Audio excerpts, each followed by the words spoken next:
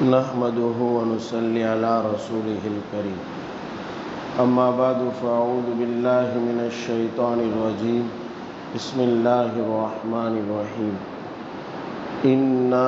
أنزلناه في ليلة القدر وما أدراك ما ليلة القدر ليلة القدر خير من ألف شهر وقال رسول الله صلى الله عليه وسلم من صام صوم رمضان ایمانا واحتسابا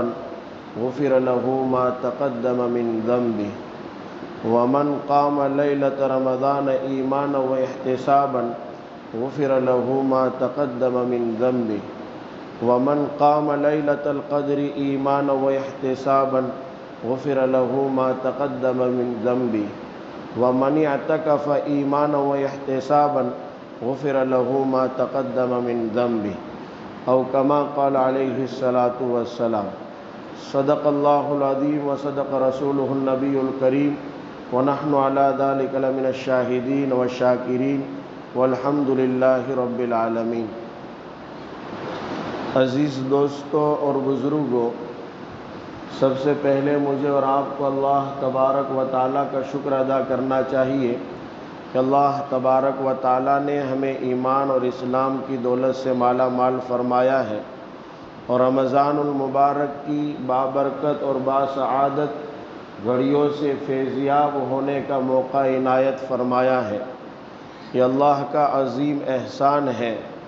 ورنہ گزشتہ رمضان میں بہت سارے دوست احباب ہمارے درمیان تھے، اس رمضان میں وہ ہمیں تلاش کرنے سے بھی نظر نہیں آتے، جو گزشتہ سالوں میں ہمارے ساتھ ہی نمازیں پڑھتے، روزے رکھتے، تراویح پڑھتے تھے، لیکن آج وہ ہماری مسجدوں میں نہیں ہے، اللہ کو پیارے ہو گئے اور اس دنیا کو خیر باد کر کے وہ قبر کے حوالے ہو گئے۔ تو یہ رمضان ہمیں ملا ہے، یہ بہت غنیمت ہے، اس کی جتنی قدر کرنی چاہیے میرے بھائیوں، اس کے پیچھے اپنے آپ کو لگاؤ، بہت ضروری ہے، اور پتہ نہیں کہ اس کے بعد کا رمضان ہمیں ملے گا یا نہیں۔ زندگی اور موت کا کوئی بھروسہ نہیں، زندگی اور موت اللہ تبارک و تعالیٰ کے ہاتھ میں ہے، کتنا جئیں گے، کب مریں گے، اس کا علم کسی کے پاس نہیں ہے، کہاں موت آئے گی، کس گھڑی آئے گی، بندے کو پتہ نہیں ہے۔ اذا جاء اجلهم لا يستاخرون ساعة ولا يستقدمون۔ اللہ قرآن میں فرماتا ہے کہ جب موت کا اٹل فیصلہ آ جاتا ہے تو پھر نہ ایک گھڑی آگے بڑھنے کا موقع ملتا ہے اور نہ ایک گھڑی پیچھے ہٹنے کا موقع ملتا ہے۔ اس لیے جو رمضان ملا ہے اس کی ہمیں قدر کرنی چاہیے، ایک ایک گھڑی کو وصول کرنا چاہیے۔ آقا مدنی علیہ الصلاۃ والسلام، آپ کے بعد صحابہ کرام، تابعین، تبع تابعین، بزرگان دین، اولیاء کرام، علماء، صلحاء، اتقیاء اور آج تک کے جتنے بھی نیک صالح لوگ ہیں، انہوں نے رمضان کی قدر کی ہے، رمضان کے اندر اپنے آپ کو تھکایا ہے، بہت کم سوتے تھے اور زیادہ عبادتیں کرتے تھے۔ آپ فضائل اعمال میں فضائل رمضان سنتے ہی ہوں گے، رمضان میں اس کو پڑھا جاتا ہے، سنا جاتا ہے، اس میں حضرت شیخ زکریا رحمۃ اللہ علیہ نے کیسے کیسے واقعات بیان کیے ہیں اور کس طرح سے رمضان اکابر گزارتے تھے، ان کی داستانیں چھیڑی ہیں۔ اس لیے جتنا ہو سکے رمضان کی ایک ایک گھڑی کو وصول کرنا چاہیے، اس کو غنیمت سمجھنا چاہیے۔ رمضان کے تقریباً 18 روزے گزر گئے ہیں، اب قریبی ہی میں ہمارے سامنے آخری عشرہ آنے والا ہے۔ رسول اللہ صلی اللہ علیہ وسلم کے متعلق حضرت عائشہ صدیقہ رضی اللہ عنہا بھی، حضرت عمر ابن خطاب رضی اللہ عنہ بھی اور دیگر اور صحابہ بیان کرتے ہیں کہ جب آخری عشرہ ہوتا تھا تو رسول اللہ صلی اللہ علیہ وسلم اعتکاف فرمایا کرتے تھے، اور اس وقت تک آپ نے اعتکاف فرمایا جب تک کہ آپ اس دنیا سے رخصت نہیں ہو گئے، یہاں تک کہ جب آپ اس دنیا سے رخصت ہونے والے تھے اس سال آپ نے رمضان کے 10 دن کا اعتکاف نہیں فرمایا، بلکہ آپ نے 20 دنوں کا اعتکاف فرمایا۔ اور اس کی وجہ لکھی ہے کہ اس لیے کہ رسول اللہ صلی اللہ علیہ وسلم اس دنیا سے رخصت ہونے والے ہیں، اس لیے آپ نے 20 روز کا اعتکاف کیا تاکہ امت اس سے سبق حاصل کرے اور امت اس کی طرف رغبت زیادہ کرے۔ بعض علماء نے بیان کیا کہ وجہ یہ نہیں تھی، وجہ یہ ہے کہ رسول اللہ صلی اللہ علیہ وسلم کا اس سے پہلے والے رمضان میں اعتکاف چھوٹ گیا تھا، اس اعتکاف کی آپ نے گویا اس آخری رمضان میں آپ نے قضا فرمائی ہے۔ پتہ چلا کہ اعتکاف کا رسول اللہ صلی اللہ علیہ وسلم کا بڑا اہتمام تھا۔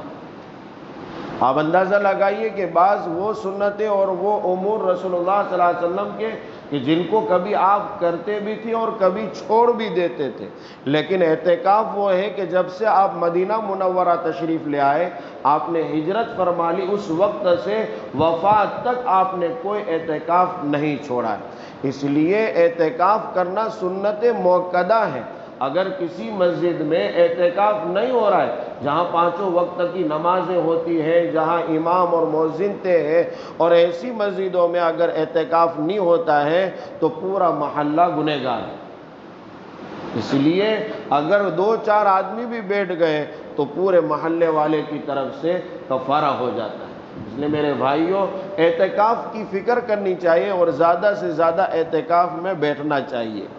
اعتکاف میں بیٹھنے کے بڑے فائدے حاصل ہوتے ہیں۔ انسان سمجھ نہیں پاتا ہے، سمجھتا ہے کہ 10 دن بیٹھ جاؤں گا میرا کیا ہوگا، اور کیسے کام کاج ہوگا، کیسے کاروبار چلے گا، کیسے اس کے ایسے فوائد ہیں کہ اگر کوئی آدمی 10 دن فارغ کر لیتا ہے تو انشاءاللہ بعد میں آنے والے 11 مہینے کی زندگیوں میں اس میں چینجنگ آ جاتی ہے، تبدیلی آ جاتی ہے۔ ایک تو اعتکاف میں بیٹھنے کا سب سے بڑا فائدہ یہ حاصل ہوتا ہے کہ اعتکاف میں بیٹھنے والے کو لیلۃ القدر کی تلاش کرنا اور اس کی عبادت کا فائدہ اٹھانا آسان ہو جاتا ہے۔ لیلۃ القدر بہت ہی قیمتی رات ہے، جیسے قرآن کریم کی میں نے آیت پڑھی جس میں اللہ تبارک و تعالیٰ نے فرمایا، ہم نے قرآن کریم کو نازل کیا فی لیلۃ القدر۔ اب قرآن کریم کا نزول لیلۃ القدر میں ہوا ہے، ہم نے قرآن کریم کو نازل کیا ہے لیلۃ القدر میں۔ بھائی لیلۃ القدر کیا چیز ہے؟ لیلۃ القدر کیا چیز ہے؟ ایک سوال، اب دیکھو سوال ہوتا ہے تو سب کے کان ایک طرف مائل ہو جاتے ہیں، بھائی کیا ہوگا، اس کا جواب کیا ہوگا۔ جہاں بھی کویسچن آتا ہے آنسر کی طرف لوگوں کے دماغ لگ جاتے ہیں، بھائی کیا سوال کا جواب ہوگا، کیا آنسر ہوگا، کیا اس کا جواب ملے گا۔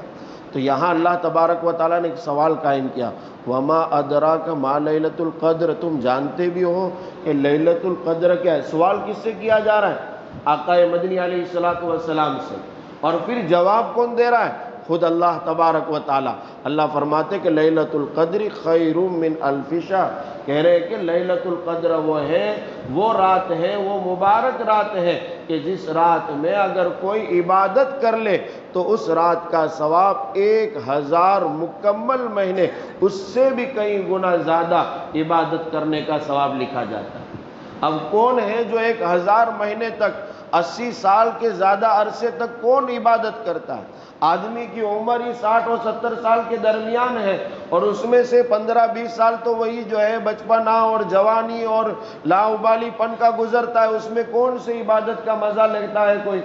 اللہ ماشاء اللہ۔ لیکن پھر اگر سمجھ بوجھ پکڑتا ہے پھر بھی کتنے سال اس کو ملیں گے؟ 60-70 سال کی عمر ہو تو آدمی کو مشکل سے 50 سال کا عرصہ ملتا ہے۔ لیکن یہاں لیلۃ القدر کی فضیلت بیان کرتے ہوئے خود اللہ نے فرمایا کہ 80 سال سے بھی زیادہ،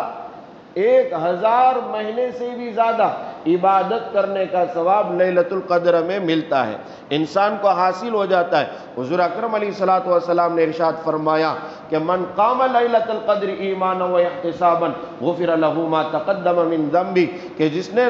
لیلۃ القدر کی رات کو عبادت میں گزار دیا۔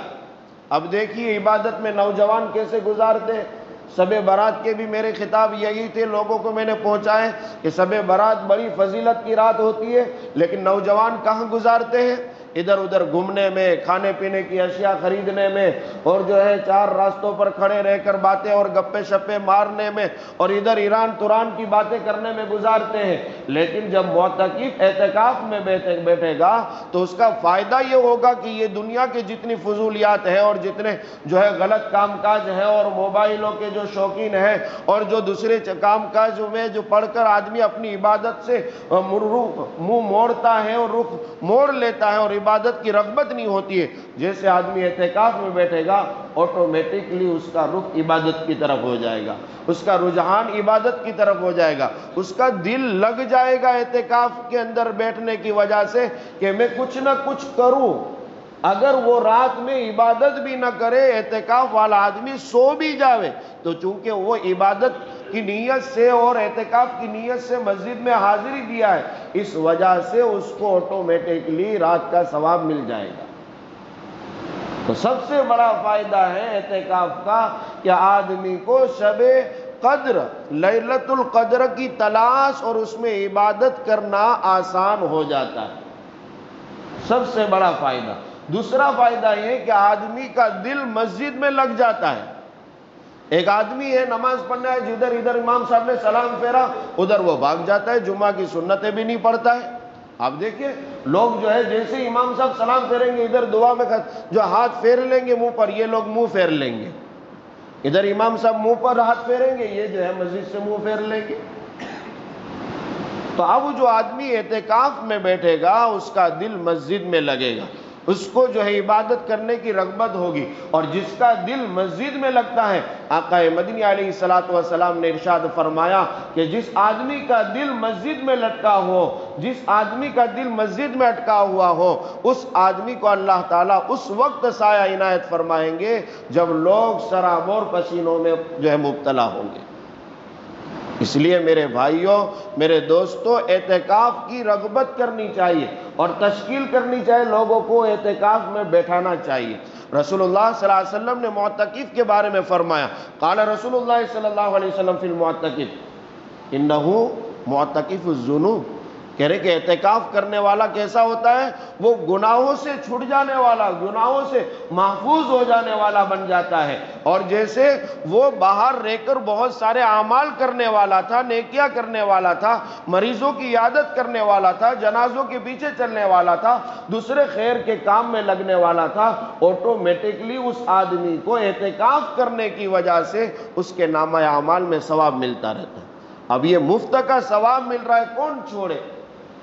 اعتکاف کرنے والا گناہوں سے بچ جاتا ہے۔ آج گناہوں سے کوئی آدمی بچ جائے، پاک صاف ہو جائے، متقی پرہیزگار ہو جائے، اور رمضان اسی لیے آیا ہے، آپ نے شروع خطاب میں جب رمضان شروع ہوا ہوگا اس وقت علماء کے خطاب اور بیان سنے ہوں گے کہ لعلکم تتقون، رمضان کا مقصد ہی اسی لیے تھا کہ تم متقی اور پرہیزگار ہو جاؤ۔ جب آدمی 10 دن مسلسل بیٹھے گا، مسلسل آدمی 10 دن بیٹھے گا اور گناہوں کی عادت اس کی چھوٹ جائے گی، اس کو موبائل دیکھنے کی عادت چھوٹ جائے گی، دوسرے فضولیات میں لگنے کی عادت چھوٹ جائے گی، تو اس کا کتنا بڑا فائدہ ہوگا کہ وہ آدمی گناہوں سے بچ رہا ہے۔ اور پھر نیکیوں کا عالم یہ ہے کہ وہ نہ بھی کرے تو بھی مفت میں ثواب، وہ نہیں کر رہا ہے پھر بھی مفت میں ثواب۔ اور کوئی چیز مفت میں ملے تو آپ کی بھیڑ کتنی لگ جائے گی۔ ابھی بتا دیا جائے کہ فلاں دکان پر جو ہے مفت میں سامان دیا جاتا ہے، تو بتائیے کہ وہ بیچنے والا بھی صحیح سالم رہے گا؟ لوگوں کی اتنی بھیڑ ہوگی کہ اس کو بھی جو ہے بیچارے کو اس کی بھی ہڈی پسلیاں سب ایک کر دیں گے، پورا ہجوم، پورا شہور وہاں جمع ہو جائے گا۔ یہاں مفت میں نیکیاں۔ اور میرے بھائیوں یاد رکھیں، اعتکاف کا دوسرا فائدہ یہ ہوگا کہ آدمی کے دل کی اصلاح ہو جائے گی اور آخرت کی فکر لاحق ہو جائے گی، آخرت کی فکر لاحق ہو جائے گی۔ جب آدمی کو آخرت کی فکر ہوگی اور وہاں نیکیوں کی ضرورت پڑے گی تو اس کے لیے بہتر عمل ہے کہ وہ آدمی اعتکاف میں بیٹھے۔ بزرگوں نے اعتکاف میں بیٹھنے والے کی مثال عجیب و غریب بیان کی ہے کہ جو ہے اللہ کے خاطر، اللہ کی رضا کے خاطر، اس کی خوشنودی کے خاطر کوئی آدمی اعتکاف میں بیٹھتا ہے تو اس کی مثال ایسی ہے جیسے کوئی آدمی کسی کے در پر بھیک مانگنے کے لیے بیٹھ جائے اور اس وقت تک در نہ چھوڑے اور اس وقت تک گڑ گڑائے۔ جیسے آج کل آپ دیکھتے ہوں گے جو بھیک مانگنے والے جو رمضان میں جو ہے بارش کی میڈوں کی طرح ایک دم باہر آ جاتے ہیں اور جگہ جگہ پر دروازہ کھٹکھٹا کر آپ کے نہ سونے کا ماحول دیکھتے ہیں، نہ آپ کے آرام کا خیال کرتے ہیں، نہ کسی گراہک کو دیکھتے، بس وہ تو دروازہ کھٹکھٹاتے، آوازیں لگاتے، کستے رہتے، اور جب تک کہ اندر سے کوئی اٹھ کر نہ آ جائے تب تک دروازہ کھٹکھٹاتے رہتے ہیں۔ مرد آئے، عورت کو بیچاری کو مجبور ہو کر جواب دینے جانا پڑتا ہے۔ ایسا ماحول ہے کہ ایک فقیر کس طرح سے کسی کے در پر جا رہا ہے اور کس طرح سے گڑ گڑاتا ہے، آپ نے اپنی کانوں سے سنا ہوگا، اپنی نگاہوں سے دیکھا ہوگا کہ وہ کس طرح سے گڑ گڑاتا ہے۔ معتکف کی مثال ایسی ہے کہ ایک بھکاری، ایک فقیر کسی کے در پر اس وقت تک بیٹھا رہتا ہے جب تک کہ وہ کچھ نہ دے دے۔ یہ معتکف 10 دن اسی طرح بیٹھ جاتا ہے کہ جب تک اللہ میری مغفرت نہیں کر دے گا، جب تک اللہ مجھے معاف نہیں کر دے گا، جب تک اللہ مجھے جنت کا حقدار نہیں بنا دے گا، جب تک اللہ مجھے جہنم سے خلاصی عطا نہیں کر دے گا، تب تک میں 10 دن اللہ کے گھر میں بیٹھا رہوں گا۔ اور وہ آخری عشرہ جس کے متعلق رسول اللہ صلی اللہ علیہ وسلم نے فرمایا کہ جہنم سے خلاصی کا عشرہ ہے۔ اور کسی آدمی کو جہنم سے خلاصی مل جائے، جہنم سے چھٹکارا مل جائے، اس سے بڑی نعمت کیا ہوگی؟ کس کو پتا ہے کہ میں جنتی ہوں؟ کون دعویٰ کر سکتا ہے کہ میں جنتی ہوں؟ لیکن آخری عشرے میں اگر کوئی آدمی عبادت کر رہا ہے، اللہ کے در کو پکڑ کر بیٹھا ہوا ہے، گڑ گڑا رہا ہے، اضطرابی کیفیت ہے، خوب اپنے اللہ کو منا رہا ہے، اس کی رضامندی کا حصول حاصل کرنے کی کوشش کر رہا ہے، تو وہ کوششیں اور وہ جد و جہد اور وہ اپنے آپ کو تڑپانا اور اپنے آپ کو لگانا اور 10 دن فارغ کر لینا کہ جس سے اس کو جہنم سے خلاصی نصیب ہو جائے گی، یہ سب سے بڑا سودا ہے۔ اور آدمی ایسے سودے سے پیچھے ہٹ رہا ہے، آدمی تشکیل کی جائے، بلکہ یہ لوگ تیار ہو جائے، زیادہ سے زیادہ مجمع اللہ کے گھر میں بیٹھنے کی جو ہے کوششیں کریں۔ ایک تو ہے کہ سنت موقدہ 20واں روزہ پورا ہو کر 21ویں رات شروع ہوتی اور سورج غروب ہوتا ہے 20ویں روزے کے وقت، اس وقت سے لے کر عید کا چاند نظر نہ آ جائے اس وقت تک مکمل بیٹھنا، یہ سنت موقدہ ہے۔ یہ اعتکاف سنت موقدہ ہے۔ چند لوگ بیٹھ گئے، پورا جو ہے محلہ نہیں بیٹھے گا، لیکن عادت پیدا کرنے کے لیے بعض وہ حضرات، جیسے الحمدللہ شیہور میں وہ پہلے سے چلا آ رہا ہے، میں تو برسوں سے اس کا جو ہے تجربہ کر رہا ہوں کہ چند لوگ 3 دنوں کے لیے بیٹھنے آتے ہیں، چند لوگ 2 دن کے لیے بیٹھنے آتے ہیں، کوئی اتوار کی چھٹی ہوئے تو بیٹھنے کے لیے آ گیا، کوئی اور کام کا جو ہے کم ہوئے تو اس کی وجہ سے آ گیا، تو وہ بھی بہتر طریقہ ہے کہ کچھ لوگ تو مکمل سنت موقدہ کی طور پر بیٹھ جاوے اور باقی حضرات ان کا ساتھ دینے کے لیے کہ وہ رات میں بیدار رہے، رات میں عبادت کرے، ذکر و اذکار میں لگے رہے، اس کے لیے گپے شپے مارنے کے لیے نہیں۔ اب معتکف بیٹھے ان کے جو ہے جہاں بیٹھنے کی خاص جگہ ہے اس میں جا کر ان کے ساتھ گپے شپے مار رہے اور ایران کی اور توران کی اور ان کے اعتکاف بھی خراب کر رہے، تو یاد رکھنا اس کا وبال بھی بڑا خطرناک ہے۔ جب نیکیوں کے ثواب اور اجر زیادہ ہوتے، ان دنوں میں گناہ کرنے کا جو ہے جرم بھی بڑھ جاتا ہے۔ اس لیے ایسی جو ہے حرکتوں سے بچے، بلکہ ان کا ساتھ دے، رات میں تعلیم کرے، دوپہر میں آئے ان کے ساتھ تعلیم میں بیٹھے، ان کے ساتھ اٹھے بیٹھے، تاکہ یہ فائدہ۔ اور مجھے یاد آ گئی ایک بات، 2 بڑے پیغمبر، دیکھو یہ اعتکاف بھی ایسی چیز ہے جو پہلے دور سے چلی آ رہی ہے، انبیاء کرام کے دور سے چلی آ رہی ہے۔ اعتکاف بھی صرف رسول اللہ صلی اللہ علیہ وسلم کے دور سے نہیں ہے بلکہ پہلے سے۔ اس لیے جو قرآن کے حافظ ہیں ان سے پوچھئے کہ 2 بڑے پیغمبر حضرت ابراہیم علیہ السلام اور حضرت اسماعیل علیہ السلام، ان دونوں باپ بیٹوں کو اللہ تبارک و تعالیٰ نے حکم دیا کہ تم مسجد کی صفائی کرو، کعبۃ اللہ کی صفائی کرو، اس وجہ سے کہ طواف کرنے والے آ رہے ہیں، معتکفین کے لیے، نماز پڑھنے والوں کے لیے تم مسجد کی صفائی کرو۔ اب یہ بات آپ سمجھئے کہ اتنے دو بڑے پیغمبر کو معتکفین کی خدمت میں لگایا ہے، تو پتہ چلا کہ یہ پہلے سے اعتکاف چلا آ رہا ہے۔ اللہ کے لیے چند دن وقف کر دینا، چند دن، وہ بھی اللہ کے لیے،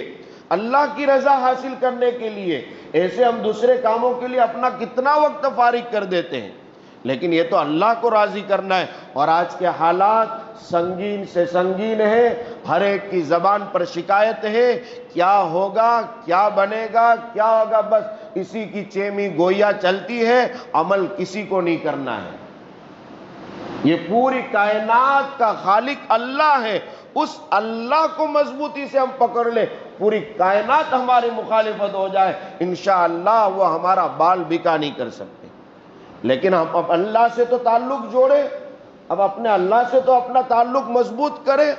اپنے اللہ کو تو منوا لے۔ اور یہ سب حالات اسی وجہ سے کہ اللہ ہم سے روٹھا ہوا ہے، اللہ ہم سے ناراض ہے۔ ہمارا اللہ ہمارا نہیں رہے گا تو پھر کائنات ہمارے ساتھ کیا بھلائی کا معاملہ کرے گی۔ اس لیے میرے بھائیوں، یہ موقع ہمیں دستیاب ہو رہا ہے، مل رہا ہے، اس کا فائدہ اٹھاؤ۔ زیادہ سے زیادہ لوگ اعتکاف میں بیٹھے۔ میں مختصر کرتے ہوئے اعتکاف کی فضیلت میں جو باتیں بیان کی، رسول اللہ صلی اللہ علیہ وسلم کا معمول ہمیشہ اعتکاف کا رہا ہے، اور جب تک آپ اس دنیا میں رہے آپ نے اعتکاف فرمایا۔ اس میں ایک نقطہ آگے یہ بیان کیا کہ جب آپ اس دنیا سے چلے گئے تو آپ کے بعد اعتکف ازواجہ بعدہ، رسول اللہ صلی اللہ علیہ وسلم کے اس دنیا سے چلے جانے کے بعد آپ کی ازواج مطہرات نے بھی اعتکاف فرمایا۔ یعنی جو سنت زندہ رسول اللہ صلی اللہ علیہ وسلم نے کی تھی اس پر عمل پیرا آپ کی ازواج مطہرات بھی ہوئی۔ اس سے پتہ چلا کہ عورتوں کو بھی اعتکاف کرنا چاہیے۔ مرد تو کسی طرح مسجدوں کے یہ احترام کی وجہ سے اور لوگوں کی تشکیل کی وجہ سے اور سمجھانے کی وجہ سے مرد حضرات تو کچھ نہ کچھ بیٹھ جاتے ہیں، لیکن عورتیں اس عمل سے کوری ہیں۔